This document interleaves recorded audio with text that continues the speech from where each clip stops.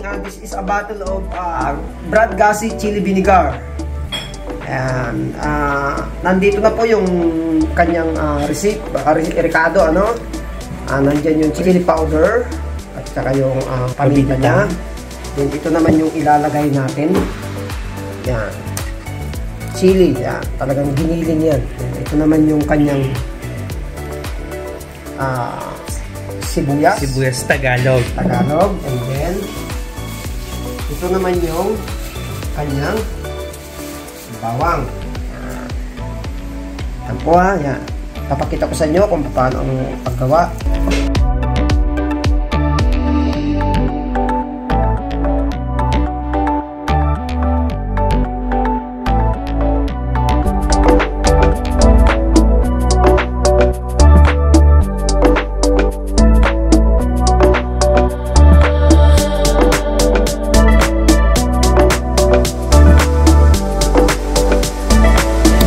Bote, pinapakuluan mo muna. Ang bote ay malinis naman siya. Actually, siya ay makukuha mo siya, nakasilyado pa siya. Okay. So, wala siyang bakterya walang bakterya makakapasok kasi alcohol siya. So, wala siyang bakterya makakapasok. Din ang lilinisin ko lang sa kanya yung panlabas. Alawang ko lang yung loob para matanggal yung alcohol. And gagamitin na siya. Ito na yung bottle. Yung bottle. So, hindi naman hindi naman siya tawag na baka kung iniisip ng iba na yung paggagawa bara-bara lang. No, hindi. May process po. May process din talaga. Na maayos. At nakikita naman ninyo, ito na po yung ginagawa namin. Pero yung suka, ilang days, months, bago mo siya gawin sa ganitong proseso, kuya? Ang suka naman ay ino-order ko sa ibang lugar.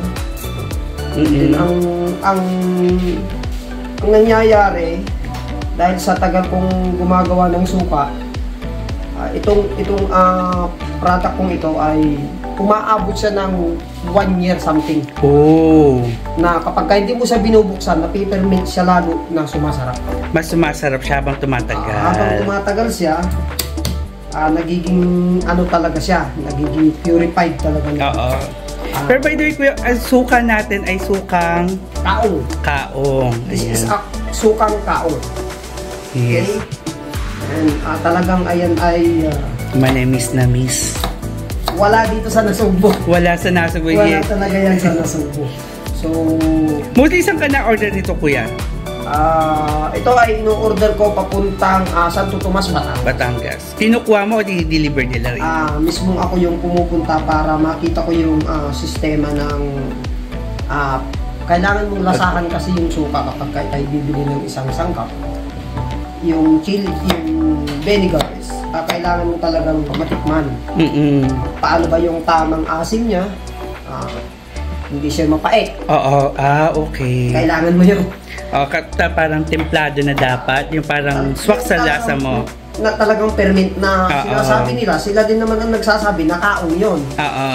Then, bagamat hindi ko nakikita yung paggawa nila, kasi medyo ini-introduce ko dun sa aking mga kliyente, mga kaong siya. Kasi syempre kanilang produkto na yun eh. Diba? Pag nakita pa natin yung kung paano ginagawa, pwedeng umangkat yan na. So, mawala na sila ng negosyo. Meron naman process na pwede kang matutong gumawa sa kanila, may bayad. So, malaki din yun. Malaki din yun. So, nandito na yung sibuyas at saka yung bawang. Nandiyan na siya. So, ilalagay natin siya ngayon, yung chili, dito sa imbudong maliit. And then, i-adjust na natin siya, ilalagay natin siya, mga kabisnes, mga kanegosyo. Lalagay mo siya. Depende rin sa paglalagay mo, kailangan mo din i-control para yung isa, malagyan din yung isa. Okay. So, walang sukat para... Walang sukat. So, level lang sa isip mo kung ano ang dapat mo, kung paano siya magiging siya. So, sisiksikin mo siya, meron kang stick para bumaba yung chili. Yan. Medyo matagal din ng kaunti yung process ng pagbaba ng sili kasi maliit lang yung imbudo eh. Oo. Dito ako nagtatagal. Pero enjoy ako. Yes. Kasi ito yung sarili kong product. Nagsimula si Brad Gassi, chili vinegar, 2021. Okay. Paano mo siya natuklasan, kuya, na pwedeng gawin suka ang kaong? Kasagsagan ng pandemic na ako nakakabiyahe ng mga trabahador na umuwi ng kanilang probinsya sa Bicol. So, na-discover ko siya. Bumili ako doon sa Santo Tomas, Batangas ng isang suka. Then maasim siya. Sabi ko maasim siya. So, I try na subukan ko yung paano mag-ferment ng suka. Then, nag-try nga ako. So, maganda naman yung naging performance. And then, naisip ko na subukan ko kayang i-business. Baka sakali ka akong may pagkakitaan. Correct. Nag-ano naman siya, nag-click naman. Oo. So, talagang para lalong ma-itemize ko siya ng maayos, tapos uli ako ng ibang pamamaraan, paano ba siya maintenance ng maayos, paano ko siya mapapasarap. So, gumamit ako ng sarili kong fermentations. Ako lang ang nakakaalam. Siyempre, pag produkto kasi, sarili mo lang talaga. Pero ay, yung mga sikreto, no? Pwede naman ako mag-demo sa kanila. Hindi naman tayo madamot, kasi alam naman natin na tayo pare-parehas lang naghahanap buhay. So, ang nagiging kwan ko doon, ibinibigay ko sa kanila yung paano gawin, paano pagre-ricado. Correct. Except doon sa suka na gagamitin ko. So, yun lang po. So, ilalagay na natin yung suka. Yung vinegar. Yan. Sa isang pitchel, masusukat mo siya na 1 liter. Okay.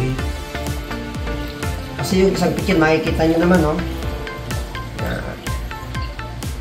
Halos paubos na siya. Yan, mga ka-business, mga ka-negosyo. 1 liter. 1 liter. So, lalagay ulit tayo ng isa. Then, patitikim natin doon sa ating kaibigan.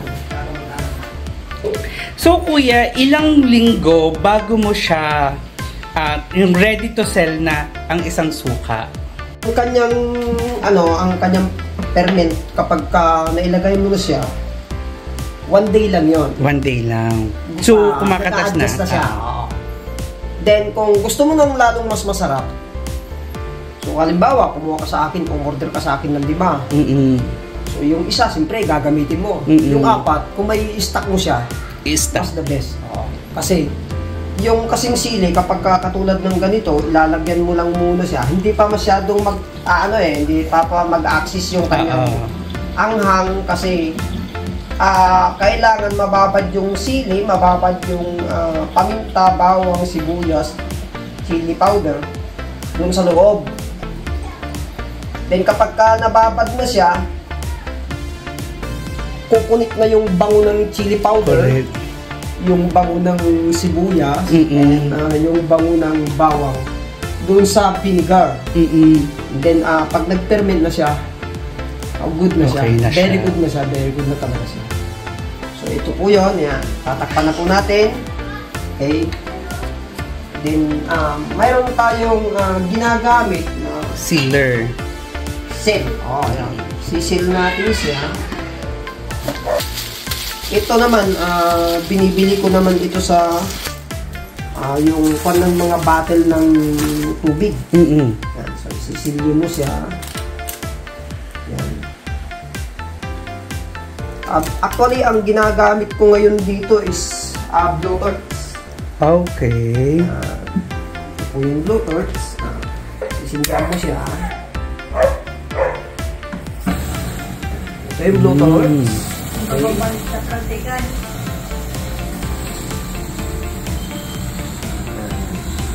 So, susunog siya, kumakapit yung ano, yung silyo.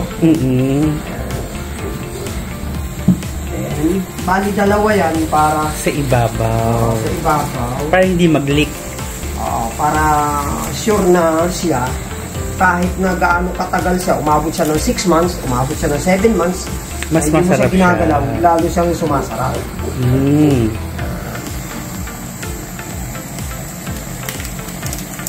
Ganun lang po yung paggagawa natin ng chili vinegar, ano mga kabisnes, mga kabisnes.